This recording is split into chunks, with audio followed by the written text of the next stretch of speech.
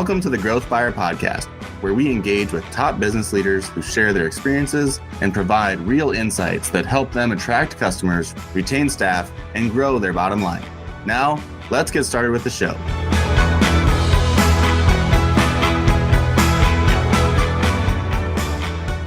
Hi there, I'm Kevin Horrigan. I'm the host of the show, where I feature inspiring business leaders from various backgrounds who are willing to share their stories and insights. Today's podcast is brought to you by Spinutech. Spinutech is a leading digital advertising agency with over 160 team members spread across the United States who help their clients attract new customers, retain existing, and ultimately help those companies grow. Our guest today is Dwayne Allen. Dwayne is the Chief Technology Officer of Unisys, where he drives the identification of innovation technologies that provide value to Unisys clients and their customers via different business units and channels. He does this through innovation, architecture, intellectual property, patents, and strategy. Dwayne has also served his career at Microsoft, Masonite, and Cummins. Dwayne, welcome to the Growth Fire Podcast. Kevin, thank you so much for having me. It's really a pleasure to be here. Yeah, no, Dwayne, I'm super excited about having this conversation. And what an amazing background here. We shared some very, very recognizable brands, Microsoft, Cummins, Unisys, some great, great brands. That's where you're at today. Let's go back a little bit in time. Let's tell us, where did you grow up? Where did you go to school? You know, when you're little Dwayne, what did you aspire to be when you grew up and became an older guy? Let's hear the 411 on who Dwayne was, and we'll get into who Dwayne is today. Ooh, good question. Who did I want to be when I was younger? I do have a story there. So I was born in Sumter, South Carolina, and I spent the first 10 years of my life there. And a bit of a civil rights baby, because I was born there during racial segregation. And ironically, I was in the first class of students to integrate the school system, which was a little tricky, especially when you're 6 and 7 years old. Yeah. After that, my mother went to grad school, and we eventually moved to the Washington, D.C. area, which for the most part is what I call home. Yes. From then on, we lived in Reston, Virginia, but that's where I grew up, was into sports, a lot of activities. Basketball was my sport of choice. But one question before I go further, when I was a kid, one more thing. Both my parents have passed, but I was fortunate to have tremendous parents. My father was an electrician, and my mother was an English teacher. So I feel like I got the perfect split of both of them. Yes. My mom was all about the academics. My dad was hard work, but had just an incredibly gregarious personality. So I feel like when I was a kid, though, I wanted to be an architect. And with my mother being an English teacher, remember the old carbon copy that used to stick in and roll? Yes. So I used to take those and draw and act like I was making blueprints. The problem was every one of those was for like 100 and 150 sheets. So if I used a few of those, I was in trouble. But as a kid, I don't know why I was intrigued and wanted to be an architect. But anyway, I went to a prep school in the Washington, D.C. area and ultimately went to the University of Virginia, where I went undergrad, played basketball there a little bit. And ironically, those are my formative years. And I love to tell this story that I did not take my first computer science class to the beginning of my junior year in college. And X equals X plus 1 was like magic, and I was hooked. I just couldn't look back. And since then, I think it's been the greatest profession. I started my career then at Marriott. Yep. And it's interesting. I was talking at an internal fireside chat last week with my company. And it's interesting. I've worked for 7 companies, 10 CEOs in 4 different industries. So that either means I've got a diverse portfolio or I'm old, a little bit of both. But started my career at Marriott. I worked there out of college for over 10 years. Just tremendous place to start your career. Bill Marriott has this mantra about the spirit to serve, and it's just a great place to start your career. Then I went into banking. Oh, go ahead. Were you going to ask something? Well, I was just going to say, Dwayne, I said, I've had many guests here on the Growth Fire podcast, and part of what I'm in marketing. And sometimes, we are presenting marketing ideas to our clients. And they say, when you get the chill factor, the arm stands up, the hair stands up on your arms, like you got something out there. And just hearing your introduction, I've got hair standing up on my arms. I've got the chill factor, but just you talking about your childhood and starting in segregation and things of that nature and expanding into that, and how much your parents were influential in your upbringing, and while 2 different types of experiences for them that mold you where you are. And That's just a great introduction. I think the audience will be super inspired on it. But yeah, go ahead. Let's talk about your. No, I'll quickly run through the companies, then we can talk about it later because you covered the latter part. I started my career at Marriott. I was there well over 10 years. I felt like I grew up there.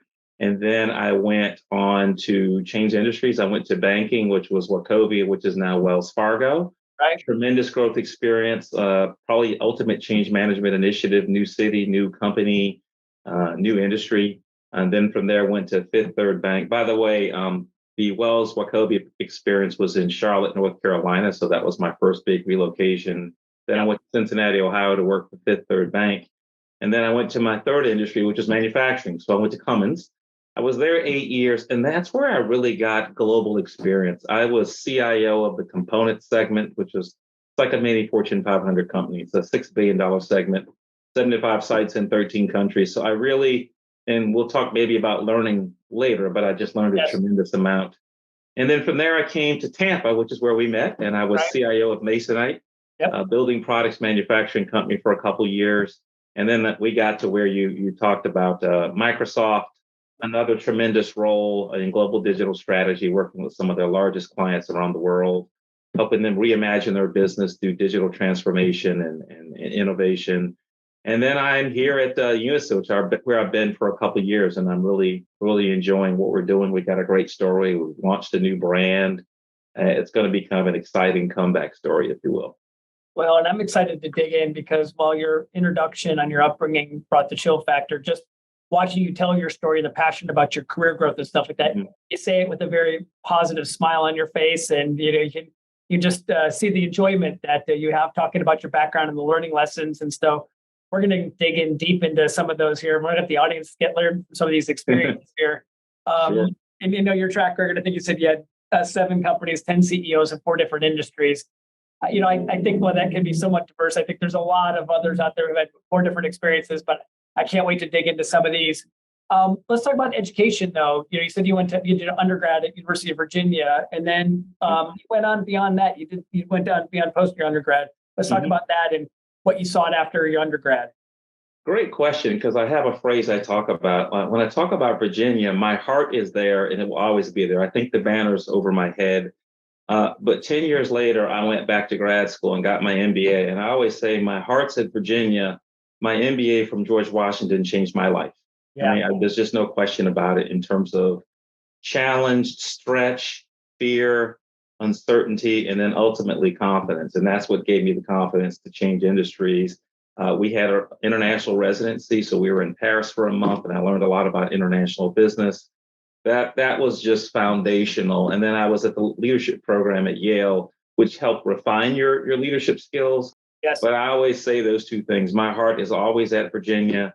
GW changed my life for sure. So those experiences, but they're both needed. One doesn't work without the other. So let's talk about those experiences a little bit deeper, because our audience, it comes from different diverse backgrounds and such of that nature. You went and pursued your MBA 10 years into your professional career. Oh yeah. What was your thought process? Whether you were considering that 1 year out of were you considering when you graduated, 1 year out of school, 5 years out, 10 years out? When were you thinking about it? What ultimately was the motivator for you to pull the trigger? Great story, and there's a bit of a two-parter to that. Right out of undergrad, I was in 9th MBA school because just about every one of my friends was in grad school, mainly law school. And so I felt like something was wrong with me if I wasn't in grad school. So I did it for about a year, and then I dropped out because I really didn't know why I was doing it. I think I was doing it because other people thought I should. Right. I didn't have the passion, and you got to be committed because when it's 1 a.m. on a Wednesday and you got a paper. So I told myself I'd never go back unless I explicitly knew why. So fast forward, I'm in a conversation with someone who was my mentor at the time, who was the CIO of Marriott, and told him I was thinking of getting my master's in information systems from George Washington. And also thinking a little fast track. It was an accelerated program. I could get my master's in like 14 months. His name's John Murray. I always want to elevate his name. And he told me, Dwayne, you're director of IT at Marriott. You've already got a master's in IT. You need to get an MBA. And that's what steered me that direction. And it was very clear at that point, it made more sense in my career in terms of getting involved in more business projects and strategy. Even though I was in IT, thinking about net present value and learning to speak the language of the business as I'm trying to pursue initiatives and things of that nature.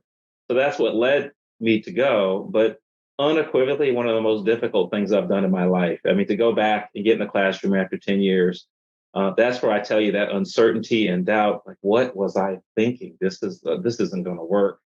Really difficult at first, but then you learn about yourself. You learn your capacity to learn. And I learned a lot about myself during that period. But it was shrouded with challenge and doubt till I got halfway through. Then I felt like I hit my stride.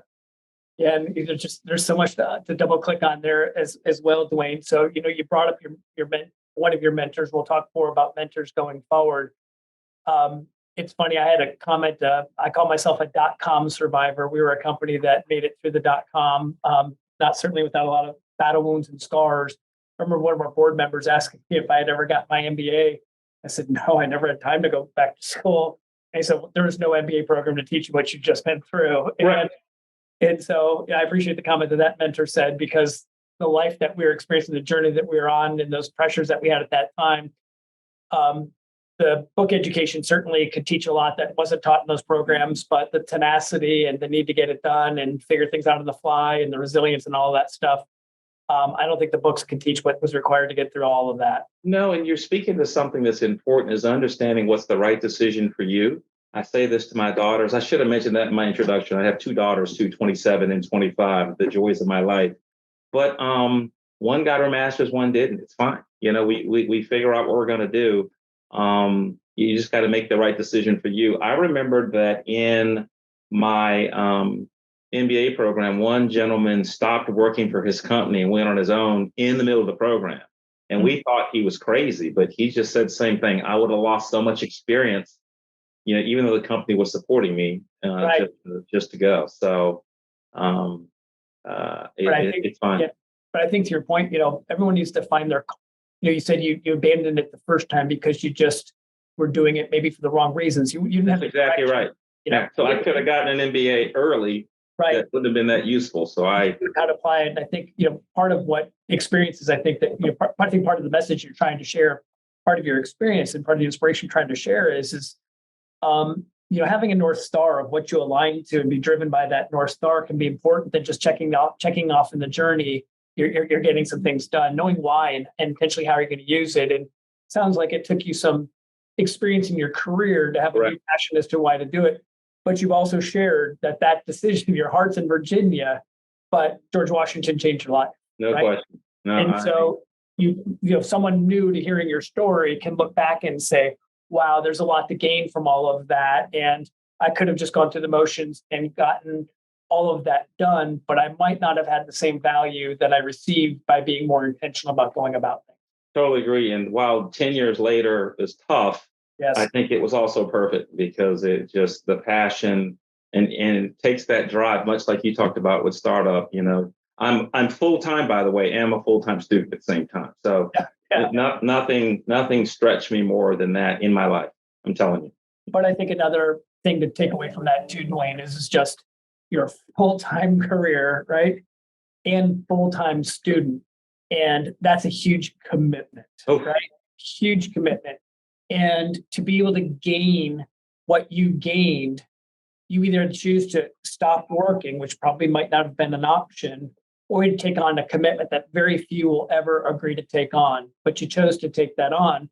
The dividends of that seem to pay off by the employers that you've had and things of that nature, but it doesn't come easy, I think, as part of the message. Like there's some commitments you have to do over and above, and you want to talk about maybe what your struggle was and making that time commitment, and what was going through, what you were doing at that time and what that meant to you personally by having to make those extra commitments. Oh yeah, it was really difficult. And you said something earlier about that North Star and focus. It's only with that focus you could get through it. But I like to tell the story of you hitting the bottom before you rise up, because there was this point where I said to myself, if it wasn't for school, I'd probably be doing more on my job. But then if it wasn't for my job, I'd be a better student. I'm actually no good at anything. I'm just worthless. You hit that rock bottom. Yeah. And then you work your way up. But it takes that drive. You got work deliverables, you got projects to do, you're in teams.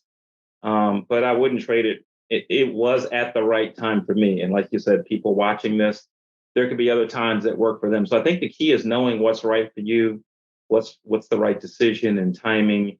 And it gets trickier. Maybe we'll talk about this some, but it gets trickier as you're trying to pick a new company in a new industry. There's lots of learnings. It's not a straight path. I know I'm running down these companies, but each one almost has in and of itself its own story. Well, and just, watching you introduce yourself and talk about working for these different organizations in these different industries. Again, you showed a passion for each experience that you had and tremendous respect you had for all these companies. And my gosh, you've named a lot of worldwide brands that everyone understands and respects and stuff of that nature. Not that you'd ever want to pick favorites or anything like that, but if you look back in some of your career, this is a loaded question, this is going to be a tough one. But if you look back at some of your careers and some of the things that you've done, is there any particular company who's maybe, let's look at values first. Is there any particular experience that you had in one particular company that stands out that this company's intentional expectation of managing to a value standard made them stand out from some of your other experiences you had with other employers? Not the other ones were bad, but this one just stood out as an organization who intentionally focused on values. And because of that intentional focus, maybe had just a little bit more rewards from making that intentional focus. You're making this really tough for me. So first of all, I must say that I am very happy where I am. I have a tremendous CEO who I do enjoy working for. I feel like I learn a lot. I have been asked this question before, and it's hard to deviate from where it all started. I mean, I started at Marriott. I was there 14 years. There used to be this thing in the Gallup survey about I'm proud to work for this company, and Marriott would just come off the charts. Not that I don't and have had great experience with all the other companies, but there is something about where you started and growing. I mean, I made it to director of IT there. So I started as a programmer analyst on point of sale software, working. I didn't even have my own cube initially, right? I had the last 18 inches of someone's desk. So there's just something about the values there. But you're hitting on something that has proved true as I've tried to pick companies and teams and even relationships. In the end, it comes down to three things. I've learned this the hard way, but it's cultures, values, and chemistry. I mean, those are the things that will drive your ability to fit and thrive in whatever organization you go to. And some of those didn't work initially in some of the companies I listed, but you find your niches inside of those companies and so forth. But that's kind of the key. The other thing is I'd say they're all kind of different. And the other thing I'd always say is if I think about the three dominant industries I've worked in, I always say hospitality is so subjective because what you consider good service, I might not. Right. And to try to help marshal that with IT support is tricky and subjective. I always say manufacturing is extremely complex. A diesel engine could have 2,000 parts, and you think about the global supply chain. And financial services, I always say, is intense. Nothing matches the intensity of financial services in my eyes. It's just a different beast and a different animal. And then IT services is just all over the place. It's complex. It's all those things. Yeah. So each one brings a little different nuance to that and some different learnings for me as I've gone from industry to industry. So I hope none of the previous companies I've worked for are offended. Yeah. No, it's interesting just in my own journey, Dwayne. In college, I worked during college and I worked for Enterprise Rent-A-Car, and I saw myself being a lifetime Enterprise team member. I was very passionate about the work I did. I got an opportunity that they supposedly didn't offer to anybody unless they were a college graduate. I was still going to college at the time. And so they gave me an early chance. Unfortunately, as a young man, I got too many traffic tickets in a short period of time. And my boss came into my office one day and asked me if these traffic tickets were true. And I said, yes. And he said, you can't have 2 tickets within a 6-month window. And we're going to have to cut you loose. And so I had a passion for that. But after school, I ended up working for Ritz-Carlton and doing the hospitality management training program. And the foundation of that training, it'll never leave my DNA. And obviously customer service focused. And like you said, it can be so subjective. And Ritz-Carlton maybe is at the prime of maybe trying to teach it to the highest standards. I'll never lose that foundation. And I knew 18 months into that career path, which I was having some pretty good success climbing, I knew 18 months into it, hospitality wasn't my future. Mm-hmm. I enjoyed the company. I was passionate about the company.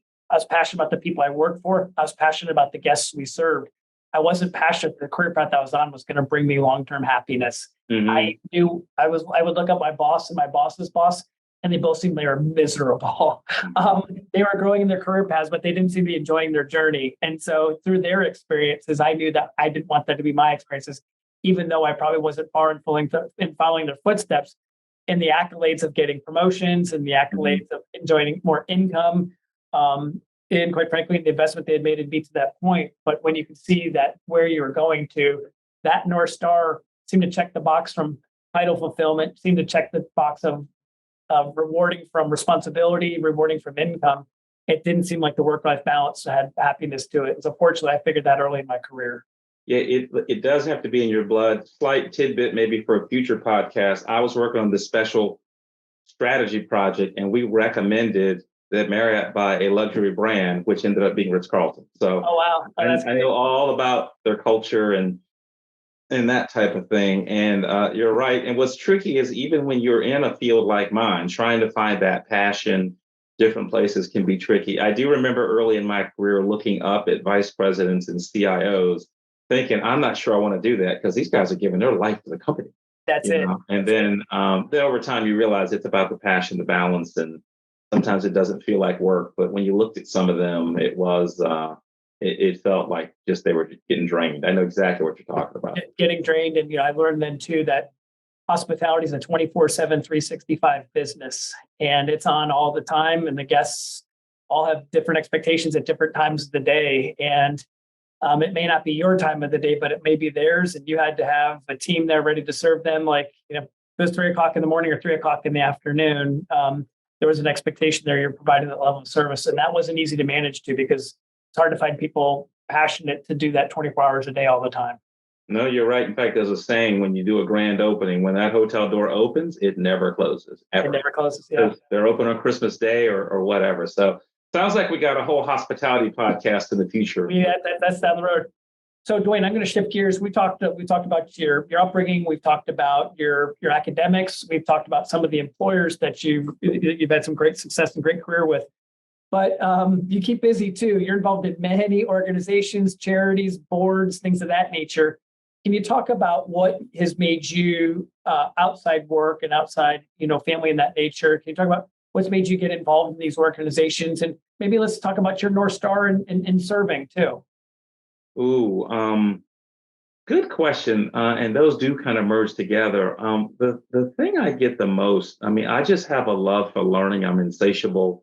If you read the growth mindset, there's know-it-alls and learn-it-alls. I'm definitely a learn-it-all, right? So I just love learning, and I love people. I love learning about people. I love getting to know people and engaging. And I find that when you join these organizations, that learning just continues and sometimes accelerates. You build relationships, you learn things, you learn about different aspects. I remembered in Cincinnati, I had gotten exposed to some events in the opera.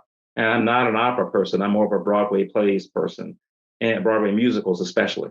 But I just learned so much about it and the different people. And so I think that's one. And number two, you want to contribute in some form or fashion. So you want to find something you're passionate about and try to contribute your time there because it's rewarding and fulfilling. And it's funny, you talk about a North Star. I actually have one because when I was at Cummins, we worked through this exhaustive executive development program, and you had to come up with a personal mission statement, which is like 42 revisions. But mine is to connect with people to inspire the courage to be their best. That's great. And some of that's driven by my life story. Some of that's driven by work experiences. But there's a strong, it's something I even do recreationally. I shouldn't say recreationally, but anyone who wants help, there's people I'm helping now who are in career transition or change or want to help prepping for an interview or whatever. It's just what I love doing. It's like breathing. It's not working. So that's what drives a lot of those things that I try to find something. It's difficult. Like you, at some point you get asked to do a lot of things. Yes. And it's hard to say no because some of them are coming from people you really like. Right. But it might not be a cause you're as passionate about. Right. So I try to do that. And even, the board, I don't want to represent that I'm so selective and all that. I'm really fortunate, but the board I was fortunate enough to be voted on is one that's aligned to a passion of mine around healthcare and so forth. So I'm really fortunate. Yeah, and I think, you're just talking about, what your passion and your North Star is, contributing your experiences today on this podcast. You're doing it on a one-to-many basis right now. And so I hope you see that as some of what your North Star is and what you've been able to help determine on your own personal journey. And I think too, just in my own journey too, just like, serving in some of these not-for-profits, you learn so much that I'm a voracious learner myself and have a huge appetite to learn. And I enjoy people too. And I enjoy being around really intellectual people who inspire me to get better every day. But that's in our work life. And then when you start to join some of these organizations that you serve, these not-for-profits and things of that nature, I've had exposure to people who are in different industries and things of that nature, of companies way larger than mine and things of that nature, and get to see how they think and how they process and how they strategize. Right. And just the interactions of serving on these boards, seeing how they're contributing their time to help these boards fulfill their missions. It's been so helpful in my own learning journey. I just can't wait to the next opportunity to be around some of this, helping run a not-for-profit, in helping steer those organizations, learning how other leaders tick and what makes them successful. It's amazing when you give your time, how much you get back indirectly, that just fuels the fire, so to speak. Yeah, and also depending upon where you are, like my story, I'm still relatively new to Tampa, and then we had the COVID, right? So it helps you. I used to for a while call myself fake Tampa, like I'm here, but I don't know anyone. I don't know, that there's political issues, local issues, city council. And so if you want to really get immersed in your community, that's another way. And every now and then you bump into someone, I don't know if you know this gentleman who's the former CIO at Bloomin' Brands. He's now with Subway now, but he invited me to an event, and it was for Teach for America. So he didn't know, of course, that my mother's a teacher. So Right. Very, very, very passionate, tremendous respect for that profession across the board. So just trying to manage those commitments. But I think it's important, and it's just another muscle, if you will. It's another way of learning. Yeah, I think that's a great experience too. It's just another muscle. You're just training another muscle that you didn't know necessarily you had, but once you start to flex that muscle a little bit, you want to continue to put some more training into it. Good analogy for you, the workout man. So that's a good one. That's a good one.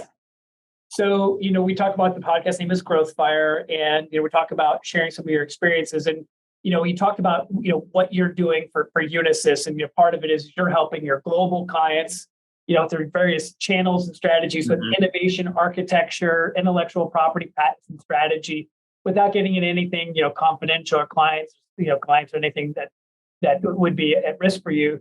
Is there anything that you can see trending wise that you see that you want to make our audience aware of just maybe things that are opportunistic out here, or maybe threats that are over here, but anything that you may want to just share some inspiration or some experience with in your journey right now, where you see some of those things that might be helpful to our guests?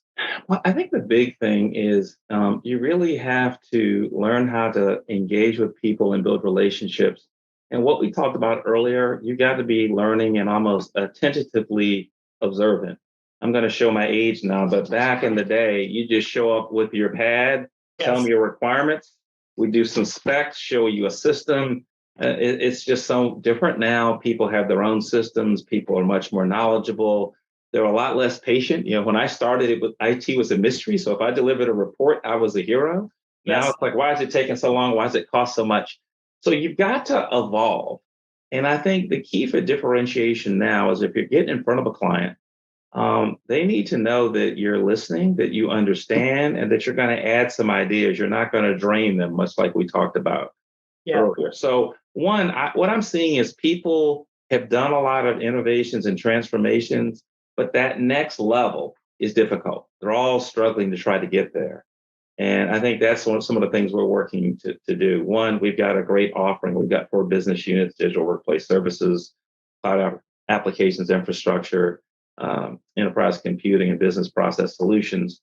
But at the same time, sometimes it's not about our solution. It's about helping them solve their problem. Right. The big thing I'm seeing, and you know this as well, given your industry, is it could start with one conversation. In my opinion, most of the time in the end, it becomes driven around data.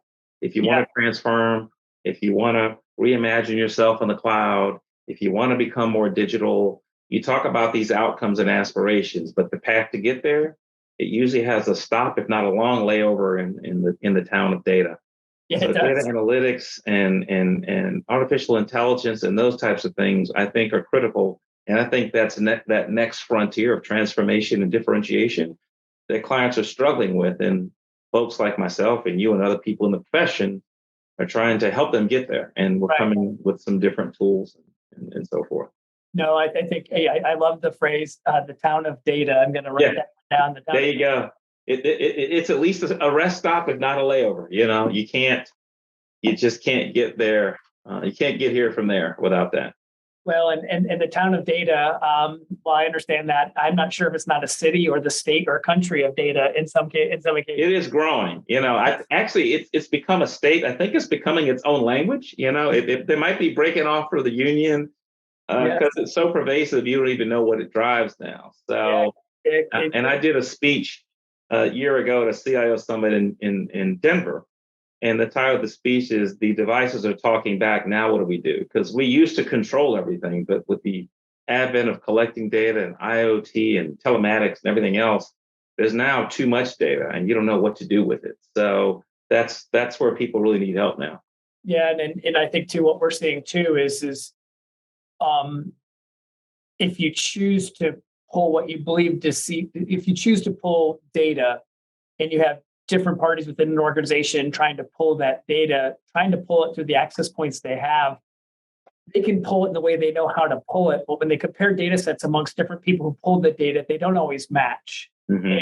And while they're trying to pull from the same data set, they're using different, obviously, rules to be able to pull that data. And when data doesn't align, it creates paralysis within an organization because they're trying to make data-minded decisions and they have data that conflicts. And so that conflicting data leaves, well, what's the true data source? And everyone's just trying to get to that clean data source so they can make reliable, predictable decisions. And because there's so many more data points today and so many more access to that data points, people are taking snippets of data, but it doesn't tell the entire picture. And it can get this very complicated. Oh, absolutely. And in some ways, you could get stuck trying to solve the same problem the old way. And maybe you need an extract of that data to marry with some external data to give you a new direction. Right. That's a new way of thinking. So there's just plenty of opportunity there. But I got to tell you, we're pretty excited about that at Unisys. We plan on doing some things in that space. So it's built into a lot of our solutions already today. But I think there's more opportunity for us. Yeah, no, that's great. So earlier you mentioned one of your mentors, and I've got two more questions for you today, Dwayne, and maybe I'll throw a third one in just because you're good at this, and I might want to throw a stumper in there. But at any rate, two more questions. So one, you mentioned a mentor, but can you name a couple mentors in your life, and what have they helped you through your career? In addition to, I think you said it was John Marriott that was the first one. No, it was John Murray, but he was my CIO at Marriott, so you were close. Funny, he used to be called that sometimes just because people would get it mixed up. He was one because he was the first person to help me really think differently and broader and about a more of an executive career. I would have been just focusing on being an IT specialist because I was just trying to get that master's quickly. Right. And he's like, man, what are you doing? You already got that now with this job. What you need is an MBA. And so pivotal, again, when I think about GW changing my life, this is the person that led me to that change unequivocally. Yeah. Another thing I'd like to bring up, because I think this is important, is there's another important mentor who was a peer. And I always think it's important for people to understand that it's just as valuable to have a mentor that's a peer or a lateral. They'll give you a different perspective, and you sometimes get in conversations with them that you don't get into with the mentor who's above you. He's either more senior or got a lot more experience. So there's a gentleman named Bill Taggart who's unfortunately passed away. And this is when I'd gotten into banking, and he was giving me some valuable feedback at times, like, listen, he was like, Dwayne, you need to be yourself. I was in this meeting and you're trying to change and you're doing things different. You're usually a social butterfly. You usually know all this information. You're almost changing who you are.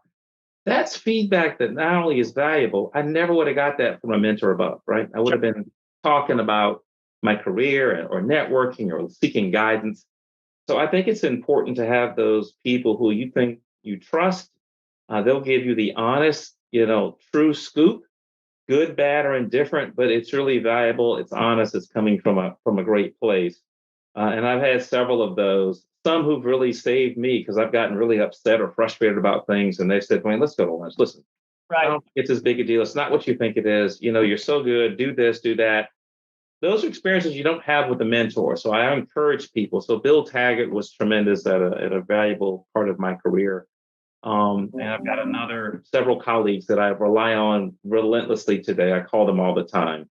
Another big one, though, and it's funny, it's another Marriott connection. And we met as I was leaving Marriott, a gentleman named Carl Wilson, who's always been a mentor since then in terms of job change, what I'm doing. And he gave me some interesting advice because I'd been at Marriott 14 years when we met. And he said, Dwayne, I've learned a lot about you. You have a great reputation. I understand you're leaving. And he said, I encourage you to do it and not look back. And not that he was kicking me out, but he'd seen the growth you get from all those changes. And he said it was just a tremendous part of my growth. That's and great. We struck up a relationship and stay in contact. And sometimes when I'm making a career move, that external perspective of what industry is this company in, how's it organized, who's the CIO report to, all those types of things have been quite valuable. Well, you're not alone in that, Dwayne. I think there's not a guest we've had on the Growth Fire podcast. It's the question about mentors is a question we bring up every time. But I think, the experience that and insights that every guest on the Growth Fire podcast has had is one of the most important things you could do is have some mentors out there to share experiences, trusted mentors who have nothing vested in it, but they're just trying to scratch a back that was once scratched on theirs, right? They're just trying to give back. They've gotten to a position, except Bill, as you mentioned, who's just a peer of yours. So I appreciate you sharing all that because I think that's so common amongst the guests of the Growth Fire podcast is just some walkaway values is find mentors. And if you can't find some, I think there's probably programs in your community that you can. Here in the Tampa market where you and I are, Emerge Tampa as part of the Tampa Chamber of Commerce has a place for young people to be connected to a mentor. Mm-hmm. I've done that a few times with a few people who they didn't have that avenue. They didn't know where to go. But certainly something in common with all the guests of the Growth Fire podcast is looking back, mentors have been very beneficial to their advancement and growth. Yeah, one thing specifically, if some of the people watching are in large companies, I think it's really valuable because, regardless of how you want to fashion it, when you're in large companies, it sometimes becomes competitive. Yes. That's what I told my daughters. Everything's fine until it becomes a competition. When it's a pyramid and not everyone gets promoted, then the competition's on. So I think at that point, it's really valuable to have someone outside of your company just to talk to bounce ideas off of. So I think, again, just another example of why mentors are important. Yeah, no, that's great.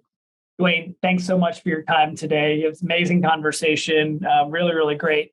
Dwayne, if anybody wants to connect with you, what would be the best way they could reach out to you? I think they should call your personal cell and then they could. No, I'm on LinkedIn. I'm Dwayne Allen on LinkedIn. Feel free to reach out to me in that way. I love interacting with people. But I also want to say one other thing. While you're interviewing me and I'm really excited and privileged to be your guest, I got to be honest, Kevin, you got an interesting story yourself. I'm learning even more. We've known each other for years, but as you're sharing these little tidbits about your experience and where you started and so forth, I find it interesting. And it's good that we kind of learn it this way interactively. But I applaud you for doing this. It's a gift to many people, and I think it's just your way of giving back. So I wanted to share that feedback with you. But thank you once again for having me on your podcast as we all try to achieve growth. Yeah, no, absolutely, Dwayne. And thank you so much. Dwayne, thank you for being a guest on the Growth Fire podcast. We appreciate your time, your insights, and your experience sharing today. Thank you so much, and good luck on your journey. Thanks, Kevin, and all the best to everyone watching your podcast. Thank you. Thanks for listening to the Growth Fire podcast. We'll see you again next time, and be sure to click subscribe to get future episodes.